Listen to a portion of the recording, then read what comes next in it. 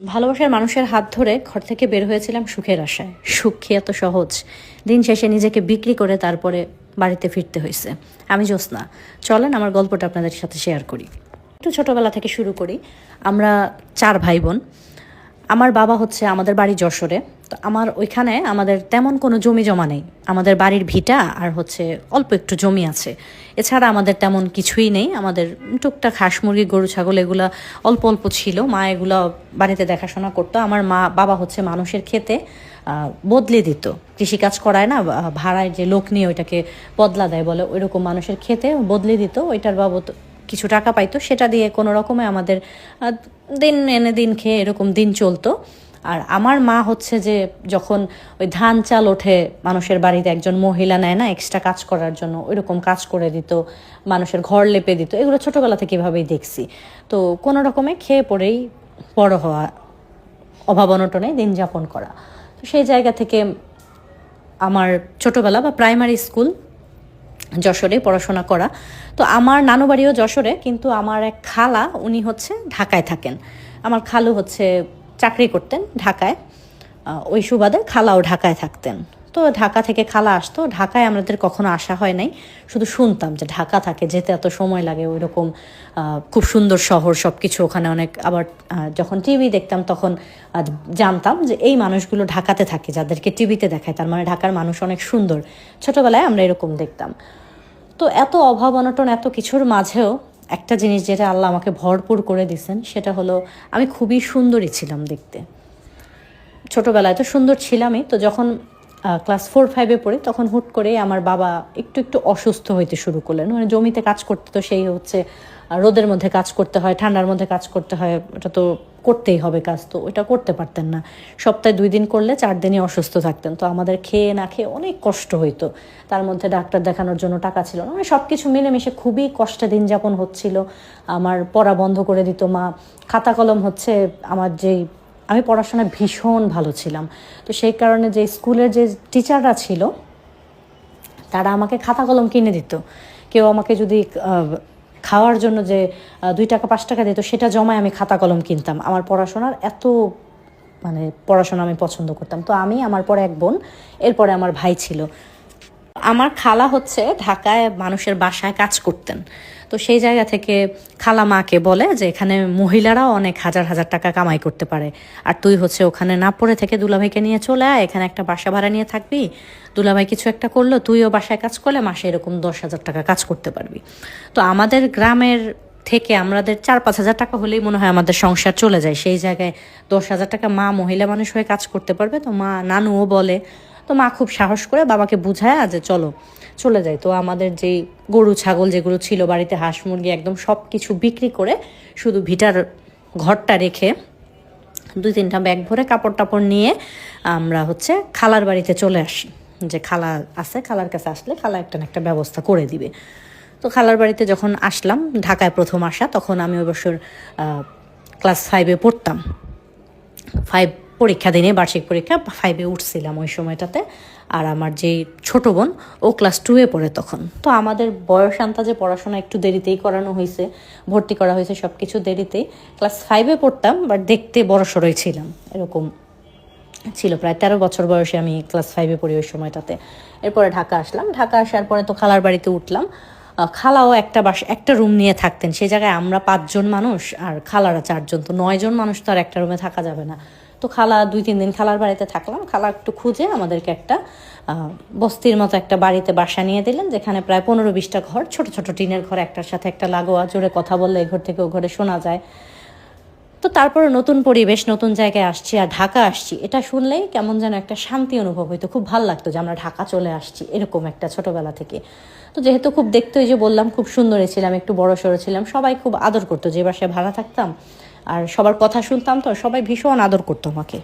এরপরে বাবা শুরু করলেন রিক্সা চালানো, আর আমার মা, খালা হচ্ছে 2টা কাজ জোগাড় করে দিলেন মানুষের বাসায়। 1 মাস মা ঘরেই ছিলেন, গরু ছাগল বিক্রি করা টাকা নিয়ে গেছে, ওগুলো দিয়ে টুকটাক জিনিসপত্র কিনে এরপরে 1-1.5 মাসের মতো মা হবে ঘরে ছিলেন। এরপরে খালা 2টা কাজ জোগাড় করে দেয় মাকে।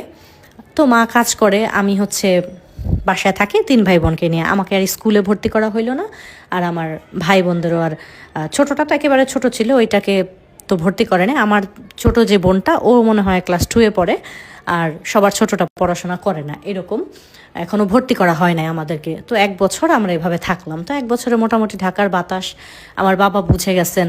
বাবাও রিক্সা চালাতেন, ভালোই টাকা আর্ন করতো।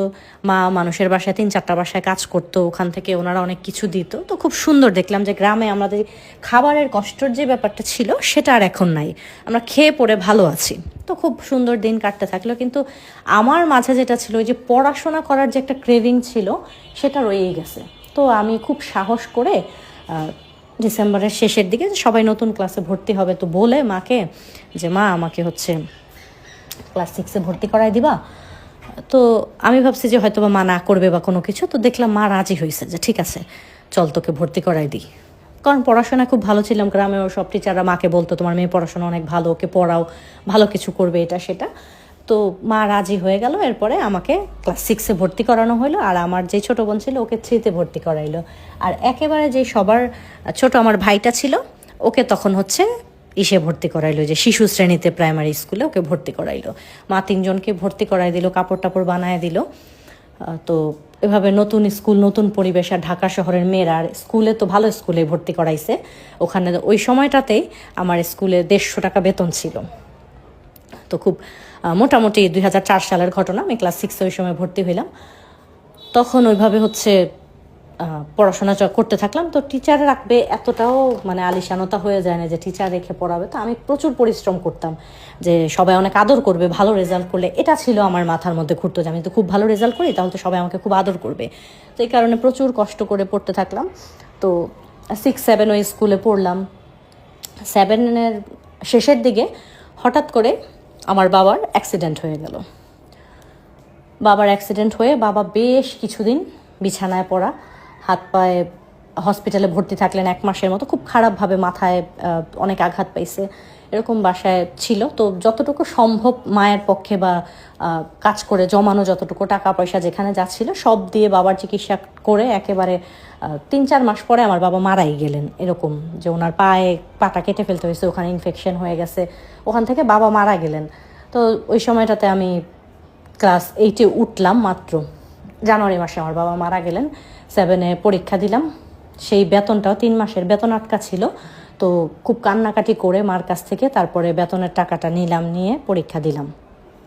এভাবে 8-এ তো উঠে গেলাম। কিন্তু এখন ক্লাস 8-এ তো ভর্তি করাবে কে? বাবা নাই, বাবা মারা গেছে। এখানে হচ্ছে মায়ের একার কামাইতে এখন সংসার চলবে, সাহসী পাচ্ছিলাম না যে মাকে বলার জন্য। তো 1 মাস আর স্কুলে এরকমভাবে যাই নাই। তো স্কুলের টিচাররা, ওই যে পড়াশোনায় ভীষণ ভালো ছিলাম বা কম বেশি যে আমাকে ভর্তি করাই দিছে, উনি আবার টিচারদের কাছে বলছে যে গ্রাম থেকে আসছি, অনেক অসহায় গরিব, একটু হেল্প করতে, এই জন্যই আমার বেতনটা আরেকটু কমাই দিছিল। এরকম বলার পরে তো একজন টিচার হচ্ছে আমার খোঁজ নিতে পাঠাইছে যে ও স্কুলে আসে না কেন, দেখো তো। তো আসছে, আসার পরে জিজ্ঞেস করার পরে উনি আর কি শুনে গেল যে একটা স্টুডেন্ট আমাদের সাথে পড়তো, একটা ছেলে, ওকে পাঠাইছে। তো ও এসে সব কিছু শুনলো, যেরকম আমার বাবা মারা গেছে। তো ওই টিচার করলো কি, যে ওই ছেলেটাকে দিয়ে বললো পরদিন আবার যে ওর মাকে আমার সাথে দেখা করতে বলো, আমার মাকে। তো মা গেল। মা দেখা করতে যাওয়ার পরে তো মা তো কান্নাকাটি করে শেষ। উনি ছিলেন আমাদের পিটি করাইতো না, ওই পিটি টিচার ছিল, ওনার নাম তাহমিনা মিস। তো তাহমিনা মিস হচ্ছে আমার খোঁজ নিতে পাঠাইছেন। উনি আমাকে খুব ভালোবাসতেন, উনি মানে আমাকে খুব আদর করতেন। তো উনি মাকে ডেকে পাঠাইছেন এবং বললেন যে আপা ওকে ভর্তি করাইলেন না কেন, এত ভালো স্টুডেন্ট। তখন মা খুব কান্নাকাটি করে বলল যে এই দেশে আসলাম মাত্র 3 বছর হয়েছে, আমার স্বামী মারা গেছে, এখন আমি তো খেয়ে পড়ে বাঁচতে পারবো না, আমি ওর পড়াশোনার খরচ কীভাবে বহন করব। তখন মিস বলল কি যে এই অল্প কয়টা টাকা বেতন, ভর্তিটা আমি করাই দিতেছি, আর আমি 2-3 মাসের বেতনটা দিয়ে দিতেছি, বাকি আপনি দেখেন, না পারলে আমাকে জানায়েন, আমি ওর বেতনটা দিব, কিন্তু পড়াশোনাটা বন্ধ করিলেন না। আচ্ছা। তো এরকম বলার পরে মা আর কিছু বলেনি, বললো যে আচ্ছা ঠিক আছে স্কুলে যাও। তো ছোটো ভাই বোনরা তো তখনও হচ্ছে প্রাইমারি স্কুলে পড়ে, ওদের তেমন কোনো খরচ নাই। তো মা ওদেরকে আর তেমন কিছু বলতেন না যে পড়াশোনা বন্ধ করার কথা, কিন্তু আমাকে বলতেন যে আর পড়ার দরকার নাই, এত পড়াশোনা করে কি হবে, গরিবের মেয়ে, কাজ করবি। তো আমাকেও মা চাইতেন যে মানুষের বাসায় কাজে লাগাই দেওয়ার জন্য, যেটা সত্যি কথা। তো তখন থেকে হচ্ছে, আমি তো ছোট ছিলাম, মাত্র ক্লাস 8-এ পড়ি। ওই সময়টাতে আমার প্রায় 14-15 বছর বয়স, কিন্তু এত অল্প বয়সী মেয়েকে তো আর কেউ বাসার কাজে নিতে চায় না। তো এরকম ছিল। তো মা খুঁজতেছিল, এরকম থাকে না বাধা যে থেকে হচ্ছে কাজ করবে, খাবে, থাকবে, এরকম একটা বাসায় আমাকে দিয়ে দিবে। কিন্তু আমি এটা কোনোদিনও চাইতাম না। আমি সবসময় চাইতাম যে আমি পড়াশোনা করব, অনেক বড় চাকরি করব, তারপরে হচ্ছে গিয়ে বাবা মাকে দেখবো, এরকম মানে বড় বড় স্বপ্ন ছিল সবসময়। যাই হোক, তো ওই মিস হচ্ছে আমার পড়াশোনার দায়িত্ব নিলেন। ক্লাস 8 চলে গেল, ক্লাস 9 চলে গেল। তো মায়ের একার টাকায়, ও এর মাঝে আমার আরেকটা বোন হয়েছে, ছোট আরেকটা বোন আছে বাড়িতে। তো মায়ের একার টাকায় আমাদের খুব কষ্ট হইতো। কষ্ট হইলেও কোনো রকমে খাইলে খাইতাম, না খাইলে নাই, কিন্তু পড়াশোনাটা বন্ধ হইতে দেই নাই। তো ক্লাস 9-এ যখন উঠলাম বলতে শেষের দিকে, আমার হচ্ছে যে বাসাটায় ভাড়া থাকি ওই বাসার একটা ছেলে, সে এমনিতে আমাকে দেখতো, সবাই বলতো যে ও আমাকে পছন্দ করে। ছেলের বাড়িটা হচ্ছে বরিশালে। সে আমাকে এটা ওইটা কথা বলতো, এটা ওইটা কিনে দিত, এই খাবারের জিনিসপত্র, ফুচকা কিনে দিত, ঝালমুড়ি কিনে দিত আমার জন্য, ওই একমোট চুড়ি কিনে নিয়ে আসতো। কখনো প্রপোজ করে নাই বা বলে নাই ভালোবাসি, কিন্তু টুকটাক গিফট করতো। তো আমার তো তখন ভালোই বয়স, বুঝতাম। তো পাশের রুমের এক আন্টি ছিল, ওনার সাথে আবার খুব ভালো সম্পর্ক ছিল আমার।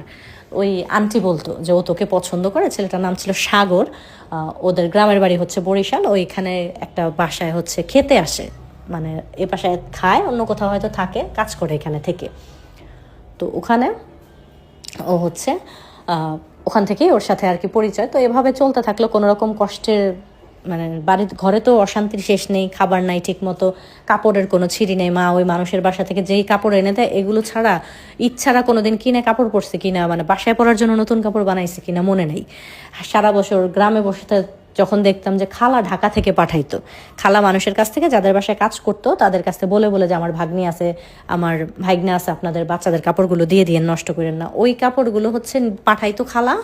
এরপরে যখন ঢাকায় আসলাম তখন মা কাজ করে, খালা কাজ করে, ওই মানুষের দেয়া কাপড় চোপড় পরে বড় হইতেছি। ঈদে 2-1টা জামা দিলে দিত, এইটাই। জুতাটা পর্যন্ত আমি মানুষের দেয়া পড়তাম। এরপরে যে স্কুলে পড়তাম সেই স্কুলের কারা আছে একটু ভালো অবস্থায়, স্কুল ড্রেস কালেক্ট করে এনে দিত, ব্যাগ জুতা সব মানুষের দেয়া। কিন্তু পড়াশোনায় ছিলাম, আমি যখন ক্লাস 9-এ উঠলাম তখন আমার রোল নাম্বার হলো 4। আমার স্কুল ড্রেসটা এরকম ছিল যে মানুষ ওটা দিয়ে ঘরও মুছবে না। আমার সাথে অনেকেই মিশতে চাইতো না, অনেকে আবার খুব ভালোবাসতো যে আমি পড়াশোনা এত ভালো, গ্রাম থেকে এসে এতই করছি। আর কিছু কিছু মেয়েরা আমার সাথে মিশতো না, যে আমাকে দেখতে নোংরা লাগে এই জন্য। কিন্তু দেখতে ভীষণ সুন্দরী ছিলাম।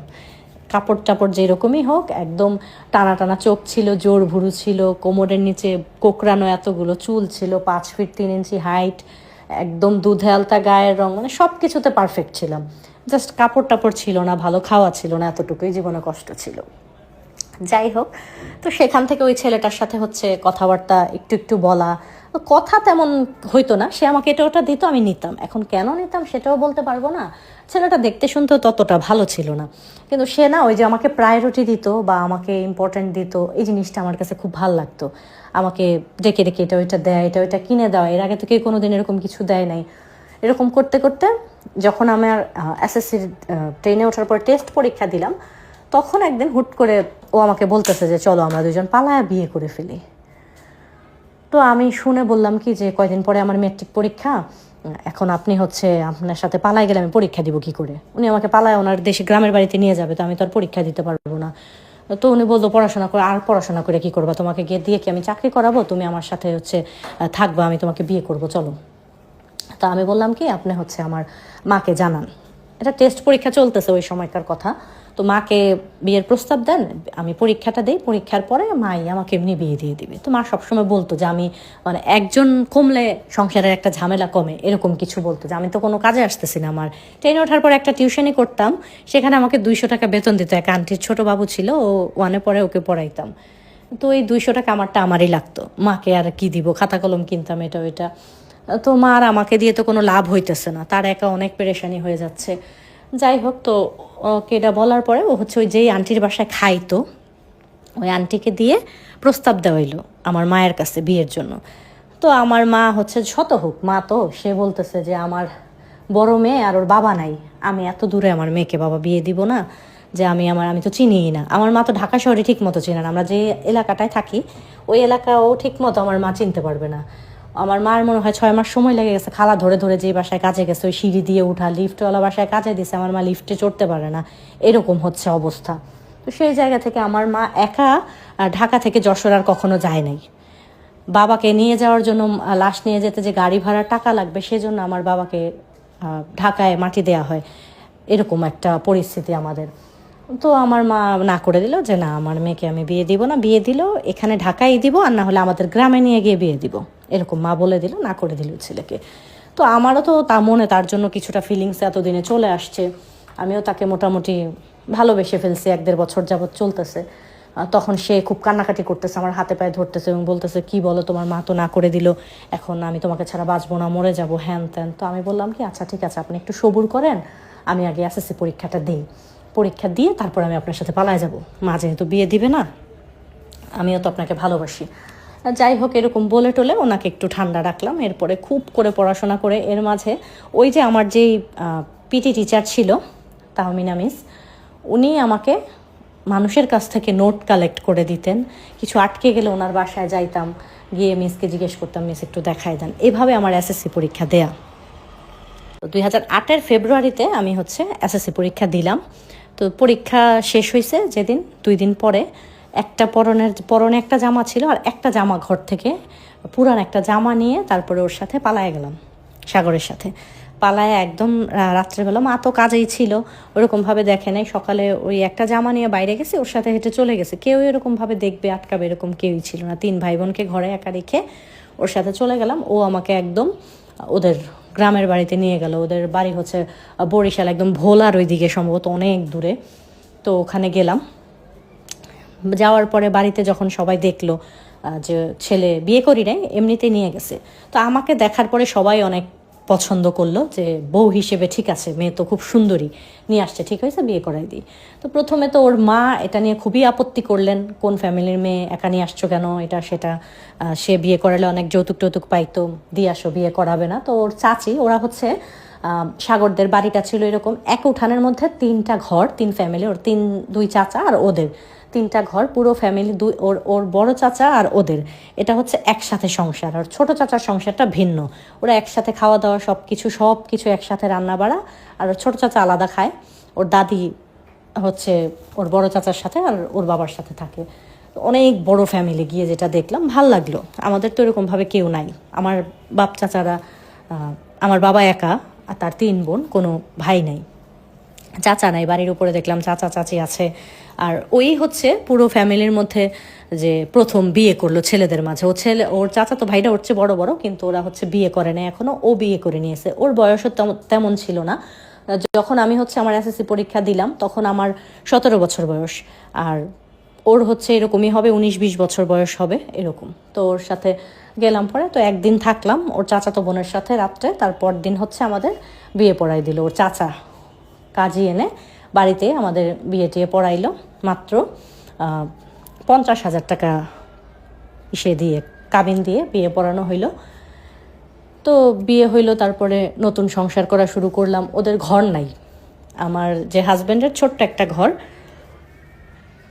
মানে এক উঠানে 3টা চৌচালা ঘর, তো একটা ঘরের মাঝখান দিয়ে পার্টিশন করা, 2টা রুম। এক রুমে ওর বাবা মা থাকে, আর ওরাও হচ্ছে 4 ভাই বোন।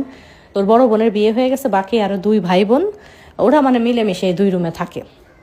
আর বড় চাচার এক রুমে দাদি থাকে, এক রুমে এসে থাকে, ছোট্ট একটা বারান্দা আছে, ওখানে ওরা হচ্ছে ওই যে বর্ষাকালের জন্য লার্কি টার্কি রাখে, যে ভিজে না যায় ওইরকম করে রাখে, স্টক করে রাখে। তো ওই রুমটাকে ওই লার্কিগুলো বের করে একটু ঝেড়ে টেরে ওখানে একটা চৌকি দিয়ে আমাকে আর ওকে থাকতে দেওয়া হইলো। তো ঠিক আছে, ভালোবেসে বিয়ে করছে, এখন তো চোখে রঙিন চশমা, সব কিছুই রঙিন লাগবে। তো সব কিছু খুব ভাল লাগতেছে, যে যাই বলতেছে সবই ভাল লাগতেছে।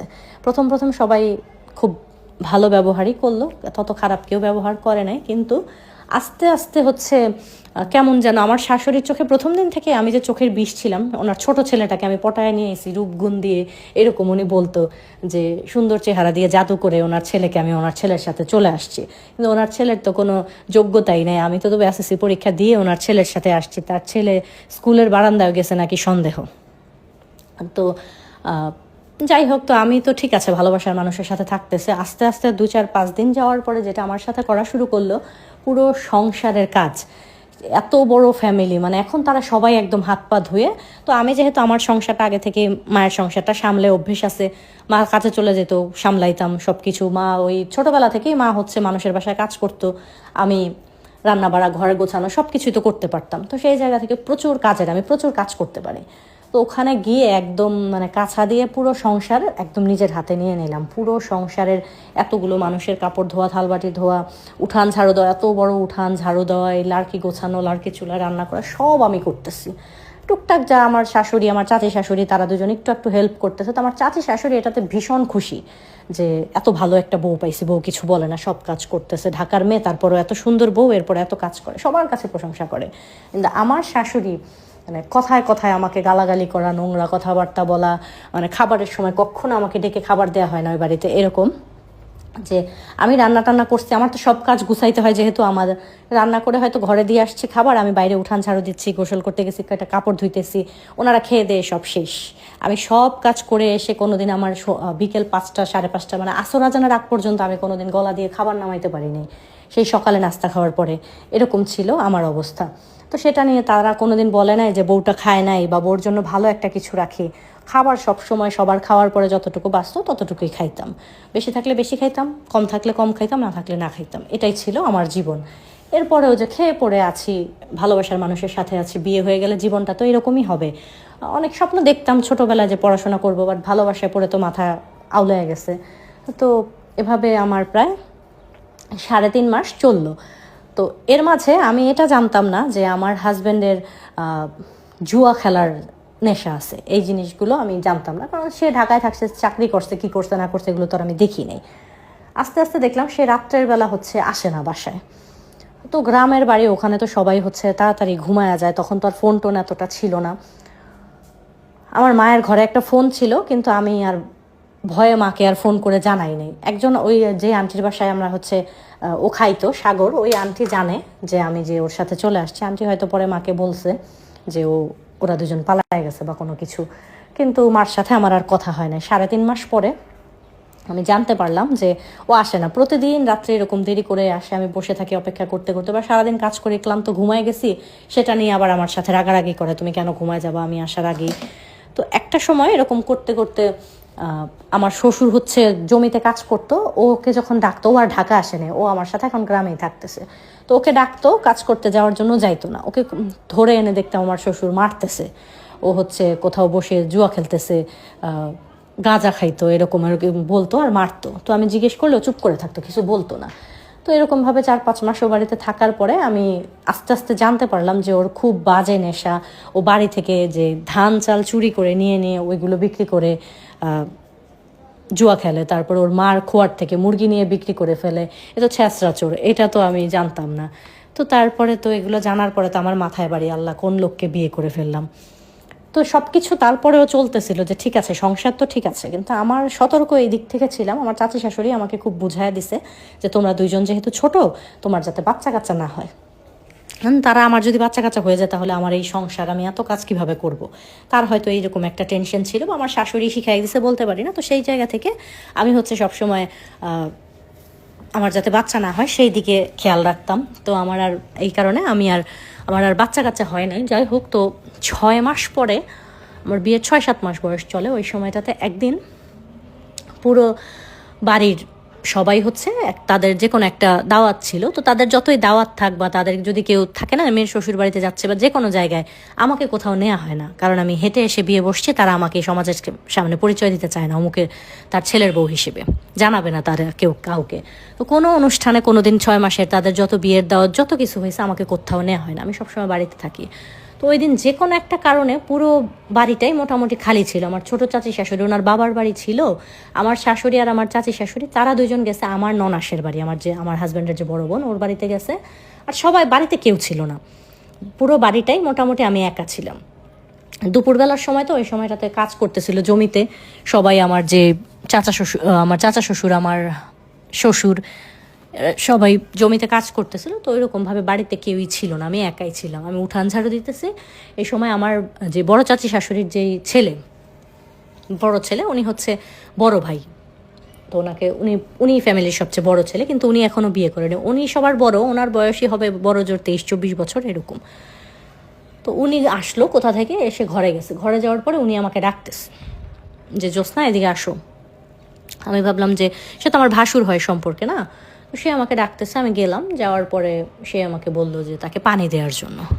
তো আমি হচ্ছে ওড়না কাছা দিয়ে তারপরে উঠান ঝাড়ু দিতেছিলাম না কিছু একটা করতেছিলাম উঠানে, তো যার কারণে হচ্ছে খুলে, তো আমি ওড়নাটা খুলে মাথায় কাপড় দিয়ে যে ভাস উঠতো, সে আসছে আমি দেখছি ঘরে যে গেছে, আমি ভাবছি হয়তো ঘরে থাকবে কোনো কিছু দরকারে, তো তাদের ঘরে না আমার শ্বশুরের যে ঘর ওই ঘরে সে আমাকে ডাকলো।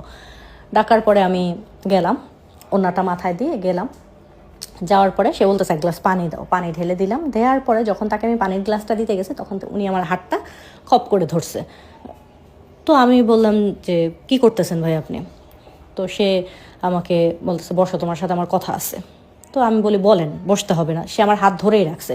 এখন হাত ধরার মধ্যে সে আমার ভাসুর হয় সম্পর্কে, সে আমার হাত ধরবেই বা কেন? আর ধরার মধ্যেও তো তার হাত ধরার ধরন বা তার চাহনি, এটা আমার মনে হচ্ছিল খারাপ কোনো কিছু, এরকম কিছু একটা। তো আমি খুব আমার হাত ছাড়ানোর চেষ্টা করতেছি। উনি বলতেছে তুমি এরকম করো না, আমার কথা শোনো, রিল্যাক্সে বলেন। তখন সে আমাকে বলে যে আমার হাজব্যান্ড তার কাছ থেকে কিভাবে বলবো, টাকা নিছে জুয়া খেলার জন্য 2000 টাকা, এবং মানে তো আমার হাজব্যান্ড নেশার মধ্যে ছিল, গাঁজা টাজা খাইছে হয়তো, তখন তারা হচ্ছে বলছে আমার হাজব্যান্ড যে তাকে 2000 টাকা দিতে। তো সে আবার আমাকে দেখার পর থেকে তার আমাকে ভালো লাগে, তার আমার প্রতি অন্যরকম আকর্ষণ ছিল, আমাকে দেখে সে চোখ ফেরাতে পারে নাই। এখন আমার হাজব্যান্ড তাকে বলছে যে আমি হচ্ছে আমার সাথে উনি ফিজিক্যাল রিলেশন করতে পারবে, ওকে 2000 টাকা দিছে, সমস্যা নেই কোনো। উনি যখন এই কথা বলছে আমার তো মাথায় আকাশ ভেঙে পড়ছে। তো সে আমাকে বলতেছে আমি যাতে তার সাথে কম্প্রোমাইজ করি এবং আমি তার সাথে ফিজিক্যাল রিলেশন করি, এবং হচ্ছে আমার হাজব্যান্ডের তার সম্মতি আছে, তার কাছ থেকে 2000 টাকা নিছে। এখন কিছু করার নেই, আমি যদি কম্প্রোমাইজ না করি সে আমার সাথে জোর জবরদস্তি করবে, এরকম সে আমাকে বলতেছে। তো আমি বললাম আমি তো চিৎকার চেঁচামেচি করবো, আপনাদের মান সম্মান নষ্ট হবে, আপনি আমার হাত ছাড়েন। তো হাত ছাড়েন বলে যেই আমি চিৎকার দিছি উনি আমার মুখ চেপে ধরে, তো এক পর্যায়ে কি বলবো, জোর জবরদস্তি করে আমার সাথে এরকম ফিজিক্যালি রিলেশন করে। এবং পরে সে আমাকে বলে যায় যে এই কথা যদি বলো তুমি আমার মা আসলে, আমার চাচি আসলে বলতে পারবা, কোনো সমস্যা নাই। তোমার হাজব্যান্ডকে তো মনে করো বাইরে ইচ্ছা মতো তো মাইক তো দিবই, সেটার তো কোনোই নাই, ওকে মেরে ফেলবো আর বলবা, আরও তুমি অপমানিত হবে, আমাকে কেউ কিছুই বলবে না, কেউ বিশ্বাস করবে না, ভাববে তুমি আমার সাথে থাকতে চাও বা আমাকে পছন্দ করো, এরকম মানে হাবিজাবি দুনিয়ার কিছু বললো। তো আমি হচ্ছে ওই জায়গাটাতে ছিলাম একা, আমার 14 গোষ্ঠীর কেউ ওখানে নেই, আমার কোনো আত্মীয় স্বজন বা বাইরের মানুষের সাথে আমাকে মিশতে দেওয়া হয় না, আমার কাছে একটা ফোন নাই। সেখান থেকে আবার আমার হাজব্যান্ডকে মেরে ফেলবে বলতেছে যদি আমি বলি। আমি এতটা বোকা ছিলাম না, আমি যথেষ্ট পরিমাণ চালাক ছিলাম যে আমি বলতে পারি এই বিষয়টা। তো কেন জানি না আমি সাহসী পেলাম না যে এই কথাটা আমি বলবো। তো আমার হাজব্যান্ড আসার পরে যখন আমি চিৎকার করে কান্নাকাটি করে ওকে বললাম, ও সারাদিন আর বাসায় আসে না, একবারে রাত্রে আসছে। তো আমার শাশুড়িরা যখন আসছে তখন আমি এইভাবে এই শরীর নিয়ে রান্নাবাড়া সব কিছু করে রাখছি, কেউ যাতে কিছু দেখে আমাকে না বুঝে। সারাদিন কিছু খাই নাই আমি, এরকম হয়েছে যে আমি ভাতের পাতিল ধরে ঘরে নিতেছি, আমার পুরো শরীর কাঁপতেছে, এরকম এত কষ্ট করে করে তারপরে সব কাজ করছি যে না কাউকে বুঝতে দেওয়া যাবে না, যা হওয়ার হয়ে গেছে, এটা কাউকে বলা যাবে না এরকম। তখন এরপরে আমার হাজব্যান্ড রাত্রে আসলো, আসার পরে ওকে যখন জিজ্ঞেস করলাম তখন ও বলতেছে যে এরকম আমি নেশার মধ্যে বলে ফেলছি, এখন তো কী করবো, তুমি আমাকে মাফ করে দাও, আর কোনোদিন এরকম হবে না, হ্যান না ত্যান না, পা ধরে বসে আছে, কান্নাকাটি করতেছে। তো আমিও ইচ্ছা মতো চিৎকার করে করে কান্নাকাটি করলাম, মানে টিনের ঘর ছিল তো কান্নার আওয়াজ এতটা বাইরে আসতেছিল যে আমার শাশুড়ি ডেকে ডেকে জিজ্ঞেস করতেছিল যে কী হয়েছে, ওর কেন কান্না করতেছে। তো এরপরে আবার নিজেকে থামাইলাম, ঠিক আছে ও আমার পায়ে ধরে বসে আছে, প্রায় 2-3 ঘন্টা পা ধরে বসে থাকলো, কাউকে বইল না, আমাকে হচ্ছে বাবা মেরে ফেলবে, ওরাও আমাকে মেরে ফেলবে, এরকম হ্যান ত্যান নানান ভয় দেখাইলো আমাকে। আমি চিন্তা করলাম লোকটাকে তো ভালোবেসে বিয়ে করছে, খারাপ হোক ভালো হোক ঠিক আছে, একবার এটা বাদ দিয়ে দিলাম, মানে বিষয়টা মাথা থেকে ঝেড়ে ফেলি। এরপর থেকে আমার ওই ভাসুরকে দেখলেও আমার গা ঘিন ঘিন করতো, এরকম একটা ব্যাপার হয়ে গেল। তো এটা ছিল একটা ছোটোখাটো একটা ব্যাপার বা ফার্স্ট ইনসিডেন্ট। এরপরে যে আরও কী আমার জীবনে ঘটলো সেটা আমরা নেক্সট পর্বে বলবো, যেহেতু গল্পটা অনেক বড় হবে। তো সেই জায়গা থেকে হচ্ছে এক পর্বে শেষ করা যাবে না, প্রায় 30 মিনিট হয়ে গেছে। তো গল্পটা খুবই কষ্টের একটা গল্প, আবার একটা মেয়ের জীবনটা, এত সুন্দর জীবনটা যে কীভাবে নষ্ট হয়ে যায় সেটা গল্পটা না শুনলে আসলে আপনারা বুঝতে পারবেন না। যাই হোক, এই পর্যন্ত গল্পটা কেমন লাগলো সেটা অবশ্যই কমেন্ট করে জানাবেন। আজকের জন্য এতটুকুই থাক, সবাই ভালো থাকবেন, সুস্থ থাকবেন, আল্লাহ হাফেজ, শুভরাত্রি।